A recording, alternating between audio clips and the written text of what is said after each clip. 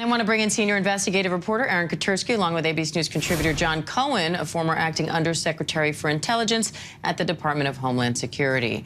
John, I want to start with you. You know, another potential 4th of July shooting was apparently thwarted in Richmond, Virginia. Police say that there, somebody overheard what they considered to be a suspicious conversation. They called police. Police arrested 2 people and ended up finding weapons and other, evidence that they think shows that this was, in fact, a plot that was thwarted. So walk us through the difference here. Why does an attack like that get thwarted, or a potential attack like that get thwarted, versus in Highland Park, where obviously we see this horrible violence and death? Yeah, I mean, the short answer is it's a stark contrast between what occurred in Richmond and what occurred in Highland Park. In the case of Highland Park, we had an individual who exhibited behaviors that caused concern amongst, that should have raised alarm bells and caused concern, and risk assessment wasn't engaged upon, and a threat management plan wasn't carried out. In the case of Richmond, we had an individual whose behaviors raised concern with a member of the public. They contacted law enforcement, and law enforcement was able to take steps to prevent what could have very well been another mass shooting occurring on the 4th of July. And Aaron, we're hearing from the suspect's father now. A lot of people are pointing fingers at him, saying, you helped him to get these weapons because he sponsored that gun application.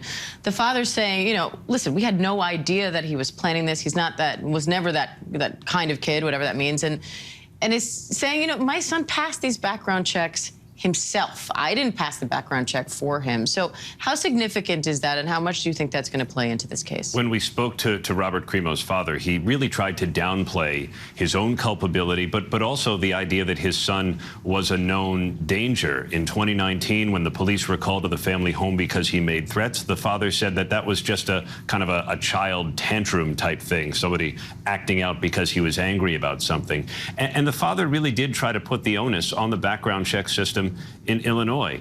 Either you pass or you don't, the father told us, and his son was approved. And so he said there was nothing really in the law that would have prevented his son from buying these firearms legally.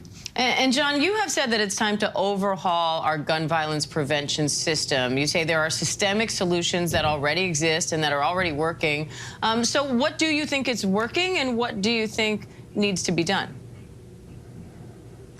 Yeah, there are some jurisdictions, and I'll build on what Aaron just said. I mean, this was an individual who, as was reported earlier, attempted suicide. He threatened members of his family. Law enforcement removed knives and other items because they felt he was a danger. He exhibited a fascination in death and killing on his online postings. He had what would amount to a pre-surveillance or a pre-operational video of a potential target area.